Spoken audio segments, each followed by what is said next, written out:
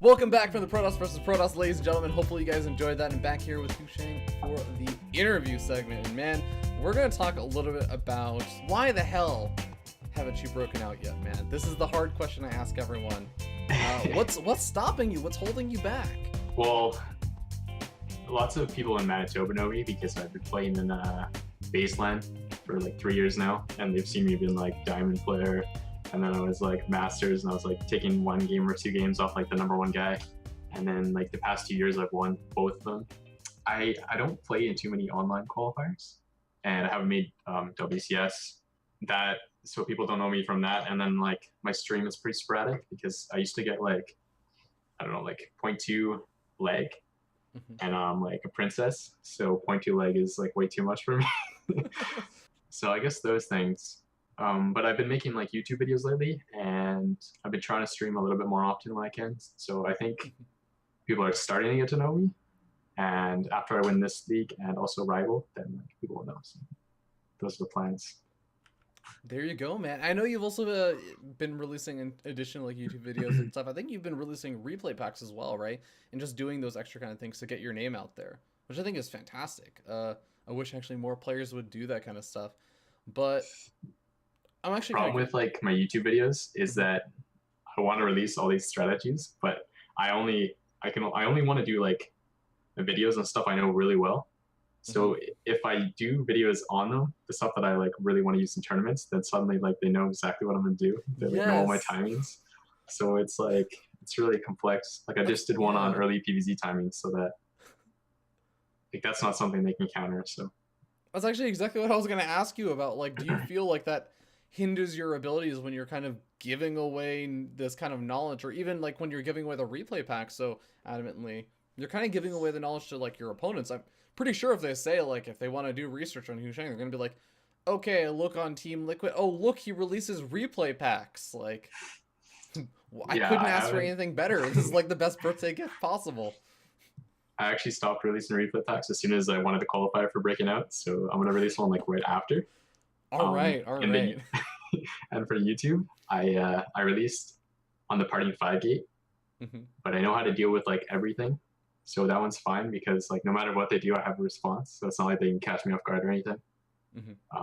And it doesn't seem like anybody top of NA actually watched that because they're still losing, even though I told them how to defend it. So I guess it's cool. I guess I'll just keep releasing stuff that I whatever. I told them they have to build roaches against the 5 gate, and they're like massing lings.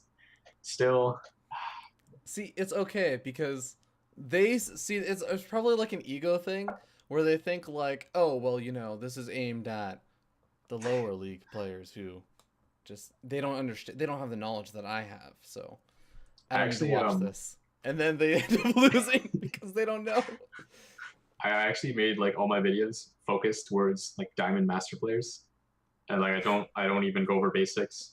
I just like go straight into like, if you see this, then you do this and this and this, and like it's super high level specific. And I'm not going to release any videos on stuff that isn't that high level specific. So if I don't know all the responses, then I'm not going to do a video on it because I don't think I should release stuff that's like misinformation. You know what I mean? I'll see a Diamond YouTube video and like whatever, man, he's releasing content for StarCraft, so it's good, but it's like you're spreading all this misinformation. It's like releasing the chess video and he's like telling you to like make these shitty moves.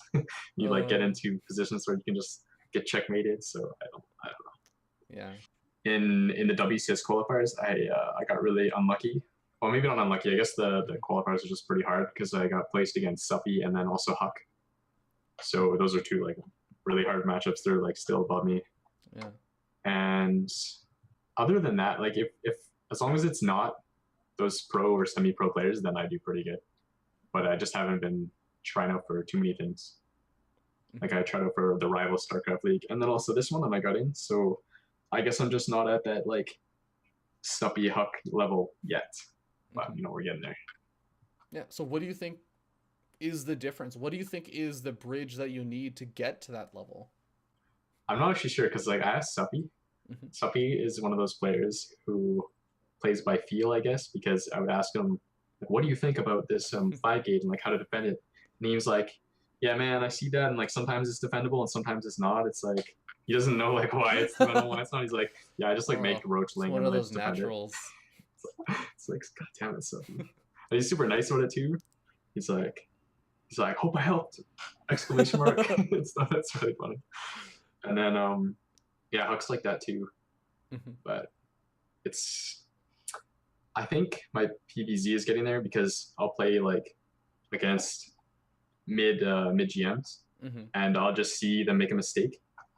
Like in Masters, when I was like in Masters, I would play a game and I would win, but I wouldn't have the feeling that I knew exactly what to do to certain things. And now that I'm getting to the level where I kind of know, I'll play certain styles and I'll see my opponent make like, I don't know, a bunch of lings to cancel my third. And I'm like, oh, you made too many lings. I'm just going to go kill you. And like, know 100% that I'm going to win the game because I like see how many lings I made. And it's like, nah, you fucked up, man. It's over. So that's kind of nice. It like makes the game feel a lot different. The game's less about like improvisation and more about like I know exactly what to do to win this game now. One final question before we move on. What do you actually feel are your greatest strengths and weaknesses, maybe in a more broader sense, not necessarily just in terms of your gameplay, but as a player or as a person? I guess my strength is that I can be like super focused and study the game instead of playing the game. I know Pardon talked about this too. Pardon's like my idol. If you didn't know, I got like a picture of Pardon in my room, like signed. Oh, that's Hopefully, awesome. actually, for the next interview, I might like switch my computer in there so you'll see. I've got like Pardon's photo, and then above it, I've got like, if you want to beat me, you're gonna have to bleed to do it. It's pretty sweet. Oh. So the greatest strength is like being super dedicated and like being able to study the game, not just play the game. So I can go say I'm really tired after my workout. I'll like go on ladder, or I mean I go on StarCraft and I want a ladder, but instead I'll like go into a custom and play a build like 10 times in a row, so that I can like make sure it's perfect and stuff, and just like think about different responses. And it's obviously not as fun, but you improve a lot more that way. And my greatest weakness, I think my greatest weakness is like wanting to play perfect. So if I go on, and also I try too many different things. I want to like learn the whole game. I want to be like, I know everything about StarCraft. So like I have way too many builds. Like I'll have like 30 builds in PvZ. Like it's not even an exaggeration. And it's like, man, if you just had 5 builds, you'd like learn stuff way faster. So like I'll go in a game and I'll be like, can I attack and win right here? So then I'll try it and I'll like get just wrecked. It's like, it's not. So I think that's one of my weaknesses. I really actually like that weakness. I gotta say, man, if you were doing a job interview right now, that would be like the good weakness to give, because that's like the thing that it's a weakness that you spin into a strength. Because it sounds like you do something that a lot of players, I feel like these days, you don't see it quite as often. That's experiment a lot. You're not afraid to experiment. You're not afraid to like mess with things a lot. So I'm really looking forward to that, man. But guys, as long as we're talking about experimentation, let's hop into the awesome game of the day. We'll see you guys back in just a couple seconds.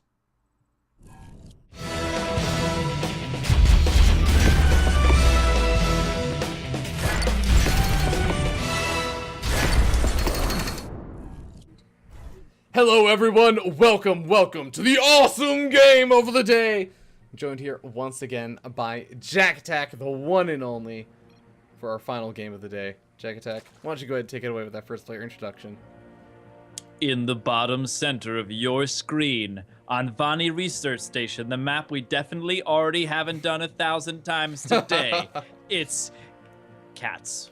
It's not actually Idra, it's cats. But this drone right here is Idra. He's playing Heroes of the Storm with a new drone hero. But his opponent, spawning up here in the top side, is the blue Protoss player, the highlight player of the day. It is Anonymous HuShang from Deadly Gaming. Nobody wants to use their actual IDs in this game. They decided to smurf it up, as they do. Barcode HuShang in the Smurf blue, and EG's Idra, I mean cats, in the Smurf red, of course. Of course. And it's actually really funny that you bring that up, because during the interviews, I actually asked, you know, or I talked to HuShang, and he kind of said, you know, he played on barcodes for most of the past like 3 years. Like he said, you know, I wasn't like very good at StarCraft and everything, and I played on mostly anonymous accounts, and I wanted to just basically get really, really good. And then he only just recently, like 3 months ago, started playing on the username HuShang. So it's really, really funny, because then I've been talking with other GM players. They're like, who's HuShang? Like, who is this guy? Because he has actually just been playing this entire time. They've actually been playing against him, but they had no idea who he was. But I know who Katz is, and I think that HuShang knows who Katz is, because he sees this proxy hatchery. If the name wasn't a giveaway, actually, the proxy hatches.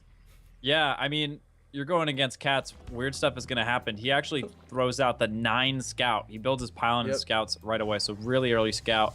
No forge before the scout or anything like that. Looking to cannon rush, and he's gonna go ahead and build some cannons to protect his natural expansion, which he'll take after he kills this proxy hatch. Maybe because Katz is crazy and knows exactly how to do this pretty much better than anybody else. One important thing to note is that one cannon is in vision range of this hatchery, the second cannon is not. And that does make some small differences. I want to say, and I'm not 100% sure, actually, you may be the god tier person for all of this kind of stuff, but the fun analysis of, if there are 2 cannons, can you still get a queen out in time before the hatchery dies? I'm going to go ahead and say no. Okay. But I'm not 100% sure. Yeah. If I were playing StarCraft Jeopardy, I would probably refrain from answering. That is probably a good bet. I just know that I always remember the awesome video you did about how many probes to pull or workers to pull for proxy hatches going up. But, you know, this hatchery not even going to bother attempting to build a queen. Not going to try and delay this expansion with any additional creep or creep tumors. And we are going to end up having the Roach Warren pop out very soon, which is... I mean, with no natural expansion going down for the cats, this has got to be a big one-base Roach attack, right? Right? With Rich Burrow? That's what I would say. When you see the Roach come out, and you see the Burrow come out, and you see this, if you go over to the natural expansion of Cats, you see this very large sort of gaping hole of no creep and no hatchery. Going over to the third, you see a similar thing. When that pattern arrives, all in sort of one package, it oftentimes leads to a Roach attack with Burrow. Yeah, that's true. Yeah. So I've heard, and I wonder, does HuShang try and take his natural? It looks like he wants to. It looks like he's got that pro position over there. He's mining minerals from his natural expansion and getting ready to take it. And this could be a very, very deadly situation. HuShang has actually turned down a second cannon to over at his front. He may have some inkling and he what's scouts going the on. Roaches going across the map of this probe. Oh my god. That's a really big deal. And He the knows probe it's makes coming. it What pass. is his reaction? The probe is going to see that, well, I mean, he's actually not scouting that third, which is kind of interesting. I would think that he would want to scout the third, but I guess seeing the Roaches is quite enough. Yep, throws down another cannon, so he'll be up to 3 cannons. Is he going to build another? We're up to 4 cannons. Yep. And only 5 Roaches, so when your Roaches and cannons are about even number, cannons generally do quite well. Ooh, nice little position here. Look at this with the Overlord and the high ground vision. What is he going to do about it? Nothing. Where you going, Forge? We got 4 cannons, and none of them are covering this Forge for the bottom side. Of course. Oh, that's adorable. Look at how adorable that is. 3 little adorable Roaches killing that Forge, and they can just walk away. Yeah, in the meantime. Was it worth it? Is it worth it right now? Because he's delayed his natural expansion for such a long time. He's going to end up losing these Roaches because the Sentry forces them in. Oh, that is really unfortunate. He's going to come in, try to get a scout, and he doesn't really get too much scouting information at all there. But it's not really that he needs all that much scouting information. He knows that the second base is down. He knows it's 1 base versus 2 base effectively. The layer already down for Cats now. Yeah, and I wonder if that layer was actually scouted out by that probe. Infestation pit. What? Yeah, 8-minute infestation pit. I love Cats games. They're so much fun. The amount of fun they are is stupid. Are we about to see Storm Hosts? Are we about to see the 2 base Swarm Host versus 1 base Protoss? Oh, like, no, 2 base Protoss. Yeah, man. The most cost-efficient unit composition in the game. Of course, you know, Swarm why hosts. even delay going for the swarm hosts? Just start off with them as soon Yeah. as possible in the game. Make And- 5 roaches and then go swarm host. Yeah, exactly. Perfect. All right. Absolutely perfect. I feel like this has got to lead up into some kind, because like think about it. I actually really like. What if it's Oh, nice infestors? force- What if we're totally wrong That- and it just ends up being infestors? How funny would that be? That would be amazing. But we do see 3 Swarmos, so I feel a little bit more secure. But I think right, this nice. has got to be a Nidus Swarm play, right? Because I have seen, first of all, I've seen cats go for like the Nidus Swarm Swarmos plays off of 2 bases very early on. But also just kind of think about it. He's We moving have his some- Overlord into position right now. Yep. And HuShang, he's invested so much into these cannons. He's delayed his Oh, natural expansion. wow. He's really delayed a lot of things. He may not have the resources, just the army, to actually deal with the Nidus. And he can just barely see this Overlord. Just hardly for a moment there. And he's actually repositioned it so he can't see it anymore. But yeah, we have another... and this one is going to go right in. The Overlord on the bottom looks like it's going to go right in, scout things out. Not really looking for a position for a Nidus or anything like that. He is building a Nidus, so he wants to, but I'm actually, the more that I think about it, I was thinking about the cannons and everything, but he has 2 cannons as natural to cancel the proxy hatch. And where do these Nidus, where do the there. Swarmos go? Yeah, but even, okay, first of all, even if this wasn't scouted, 3 or 4 swarm hosts, they'd have to be dealing with like cannons and sentries and like I feel like at they would both just do really bases. well at the front. I don't think this Nidus all the way in the back Yeah. is necessary. I feel like they would do... They would do fine. You think so? With the high ground vision to be able to pick off that pylon. I Yeah, guess the that's endless true. force fields come. I guess it's just sort of you have to deal with the endless force fields in the small Yeah. ramp. You need 6 and not 4, but I mean it would eat up so much time just getting through that sentry energy. So Yeah. Well, it finally brings those swarm hosts back, saying that the Night Swarm didn't work, so I might as well go kill that cannon that's sitting at my 3rd or my natural expansion still. And here we end up seeing that Night Swarm that's kind of in the location that you were talking about, but that actually gets scouted out almost immediately by the probe. yeah, nothing's gonna get out of there. I think he was going for something just like having the creep come down and delay that I would potential like 3rd or something like that. Yeah. And yeah, we do see the 3rd coming down, so it would have been nice if he had managed to do that, but couldn't finish in time. Hasn't been able to land any of these Niduses at all, and that's hurting him quite a Yeah. bit.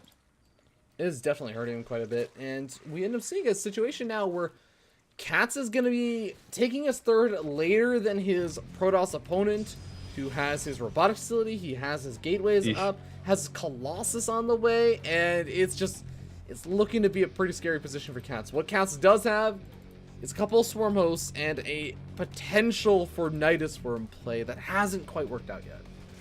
Yeah, he's one of the tricky things about swarm hosts is getting past that initial stage where you don't have the critical mass of swarm hosts, so you become very vulnerable. He's already up to 8, and somewhere between 8 and 12 is really when you start hitting that stride with swarm hosts, and they become like, okay, you need significant splash damage to deal with this. In the meantime, we do have a tiny little attacking force over here, unscouted by cats, over off in the what once was Tasteless's secret hallway that has evolved. And yeah, he's going to be in position here. He's Oh my actually going to be able God. to pick off this swarm host if he's paying attention to it. Doesn't seem Yep. to be right now. Yes, he does. He gets the swarm host down. Going to Ooh, catch a thanks, couple couple. of drones as well. He's in a good position to recall if he needs to. I think he can. Only a few force fields are necessary Oh! here. Oh, wow. The Look Locust at that getting small through. little area. Not doing a lot of attacks, though. Doing a lot of Yeah. move command, but not too many attacks. But man, did they deal damage. Just a couple attacks, and those stalkers are already bruised quite badly.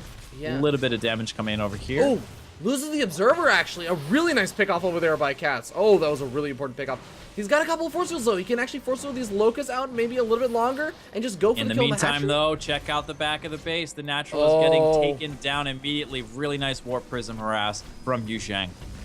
Wow, that is actually really awesome. Exploiting the immobility of these Swarmos. I mean, look at this. We got two Swarmos over here trying to defend against these Zealots. That's just not going to work. He's going to have to use the Queens, but even then, that is not going to be able to pick off that Warp Prism. And there is a Nidus Swarm going down. He should have scouted it. He should have scouted it. He saw it. It's in his vision. Turn around. HuShang, turn around. Oh man, I think he's busy microing the Zealots and warping more in. But now he sees it. He sees it. He's going for it. And there's nothing. All right, here we go. There's two not a lot of Swarmos. swarm. Two swarm. Yeah, Two that's not going to Swarmos. be That's going to be 2 Swarm Hosts out of position. Gonna cancel the pylons. In the meantime, this Zealot harass still has not been dealt with. Oh These my Zealots god. are killing everything. This is insane. And he's just just going to warping warp in more. Absolutely. He's got the Observer over there, so he can just take out the Swarm Hosts. God. He's targeting them down. Really nice moves. In the meantime, Swarm Host harass. That's right. 2 Swarm Hosts to harass the mineral line of the opponent. Welcome to a Cats game. There's only 1 Observer out right now. And I don't know if HuShang actually realizes there's only 1 Observer out right now, because he's losing probes over the 3rd, and he's still building Colossus right now. This is a really awkward situation. This is actually a great delay tactic from Cats, actually. Yeah, absolutely. He's trying to get that 3rd base up, but I mean, just a pure number game. This is an incredibly difficult position for Cats to be in. As a Zerg, you always want to be 1 base ahead, and right now he's 1 base behind. This is insane. Well, Sonos are pretty cost effective, but he's again going to need to buy himself a lot of time to get that economy going. He's only still sort of just trying to drone back up to like the healthy 60 drone count for those 3 bases.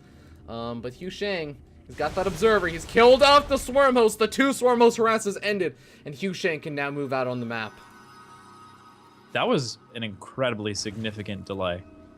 That was like multiple minutes worth of delay. Usually, oh, I delayed the push by 30 seconds, so the timing wasn't quite as good. That was like at least 2 minutes of delay, if not more. But this push, delayed as it might be, is still coming. And for all of the awesome tactics Cats has showed, this is going to still be a very, very difficult hold upcoming. HuShang has been known to be very sort of careful in the past, but this might be the time where he really needs to strike down these Swarm Hosts before enough of them are up to sort of cut through this 3 Colossus line. What I think he's got to be especially careful of are those Observers, because Cats has been showing that he likes sniping those Observers. Already takes a bit of damage on one of them. The Observer's actually getting focused right down by the Queens, but he just has too much DPS. The DPS is absolutely nuts right now. However, the Swarm Host is up to 17. We have 17 Swarm Hosts out. He actually unburrows 1 Observer still with the army, and he's going to run in, get right on top of these Swarm Hosts. Nice force fields coming in as well. Cats is going to try to run. There's not much place to go. He does have this critical mass of Swarm Hosts, but the positioning is really nice here. We are running out of force fields, however, for HuShang. He's only got 1 or 2 force fields left, so he's going to have to use them very wisely. Oh, bad rally. The Swarm Hosts on the right side there. He really needs them to be in a good position. And this is an awful, awful spot for Cats. Nice force fields from HuShang there, forcing these Swarm Hosts back again. Oh, God. Yeah, Swarm Hosts are trapped once again, and you know what? That Observer is still alive. Great control over there, making sure he didn't get that sniped off. And the Swarm Hosts, I actually like, Cats is doing a pretty good job, considering how little room he has left over. But, I mean, after losing the natural expansion, or I should have said the 3rd, I don't even know what to call it at this point. HuShang is looking to be in a great position. He's going to kill off all of these right on top of the Swarm Swarm Host, and this is it. GG. HuShang pulls out the victory against the many, many tactics and strategies of Cats. A very weird game, but honestly, just a really good Nidus for defense from HuShang. I definitely enjoyed the tactics out of Cats, but it never ended up working. Yeah, and that's the thing. He had vision in all of his base. And you can tell right from the beginning he was very paranoid. He sent out that scout right away, right after 9, right after the 9 pylon. And he was scouting around, making sure things were going on. Still utilized it, built a cannon. He had eyes on the expansion. And there were only so many things that a Zerg could do on 1 base, so that attack was fairly predictable. And he got caught out of he caught those roaches as they were coming off with the scouting probe, and managed to clean it up. All right, well, hopefully you guys enjoy the awesome game, as I thought it was pretty awesome. But guys, we're going to be going back to HuShang, so don't go anywhere. We will be right back.